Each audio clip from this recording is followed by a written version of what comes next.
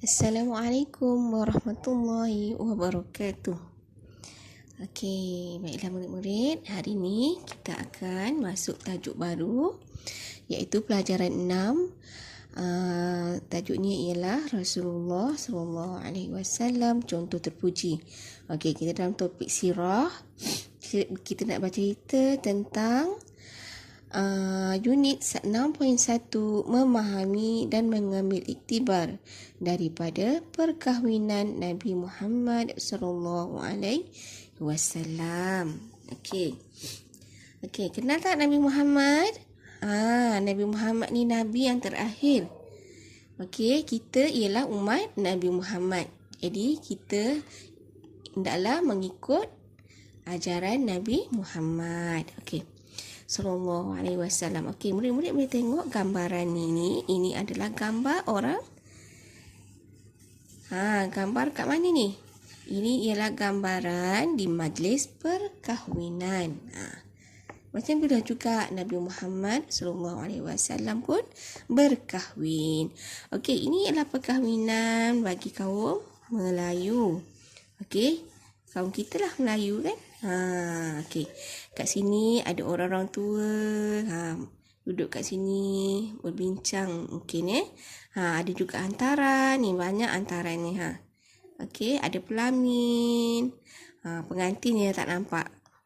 Okey. Ini ada pantun. Okey. Tiang bukan sebarang tiang. Tiang seri pasak 1000. Datang bukan sebarang datang. Datang menjunjung adat Melayu. Ini ialah adat Melayu kan? Adat Melayu kita. Okey. Jadi, kita nak tahu macam mana cerita tentang perkahwinan Nabi kita iaitu Nabi Muhammad sallallahu alaihi wasallam. Okey. Okey, kita boleh buka ke surat seterusnya. Okey, dekat sini ada 4 perenggan cerita. Okey, Ustazah akan bacakan satu persatu. Okey. Setelah pulang dari Syam, Rasulullah sallallahu alaihi wasallam menyerahkan hasil keuntungan kepada Khadijah. Okey. Masa ni Rasulullah dia bekerja dengan Siti Khadijah. Dia bekerja menjual barang dagangan di Syam. Macam berniaga lah. Okey, dia berniaga kat Syam, lepas tu dia bawa hasil keuntungan dia bagi dekat Khadijah. Okey, masa ni dia belum berkahwin lagi. Dia bekerja dengan Khadijah. Okey. Kegembiraan jelas terpancar di wajah Khadijah. Khadijah ni suka, dia gembira bila Rasulullah membawa hasil keuntungan dan diberikan kepada dia. Nampak tak? Sukanya Khadijah. Okey, Maisarah, pembantu Khadijah, telah mengkhabarkan tentang Rasulullah sallallahu alaihi wasallam kepada Khadijah. Okey, Maisarah ni ialah pembantu Khadijah. Maksudnya dia nak cerita tentang Rasulullah kepada Khadijah. Lantaran itu Khadijah amat tertarik dengan Rasulullah sallallahu alaihi wasallam. Lalu menghantar sahabatnya Nafisah binti Munayyah untuk melamar Rasulullah sallallahu alaihi wasallam. Khadijah ni dia suka sangat dengan Rasulullah. Lepas tu dia hantar sahabatnya iaitu bernama Nafisah untuk berkahwin. Maksudnya dia nak melamar ni, maksudnya dia nak menyatakan dia nak berkahwin dengan Rasulullah. Okey. Seterusnya, Rasulullah sallallahu alaihi wasallam menerima lamaran tersebut dengan hati terbuka. Rasulullah dia terima lamaran tu. Maksudnya dia pun suka. Jadi dengan hati terbuka dia pun nak berkahwin juga dengan Siti Khadijah. Baginda sallallahu alaihi wasallam memaklumkan penerimaan lamaran tersebut kepada bapa saudaranya. Maksudnya bila dia nak cakap dia terima, dia bagi tahu kepada bapa saudara dia. Okey. Seterusnya, rombongan awal ke rumah Khadijah diketuai oleh Hamzah.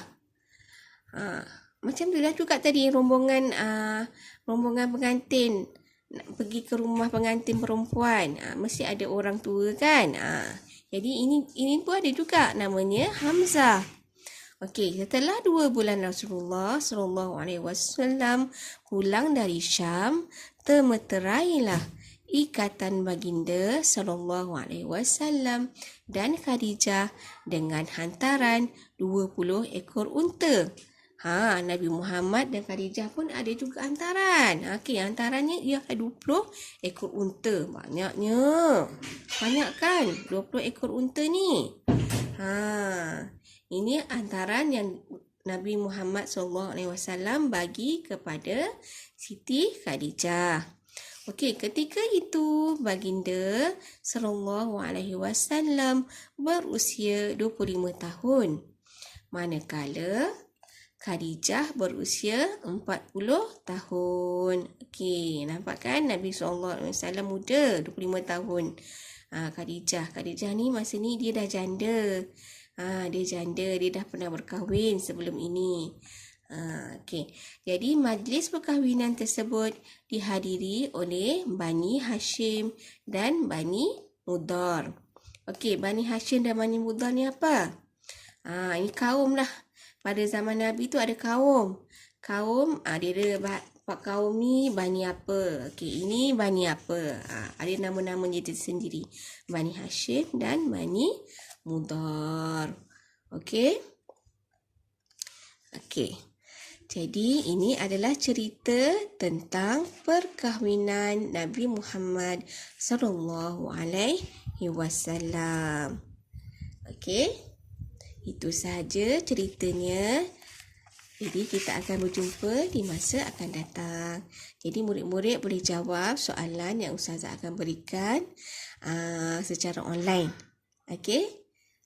Ustazah sudahi dengan wabillahi taufiq wal hidayah. Wassalamualaikum warahmatullahi wabarakatuh.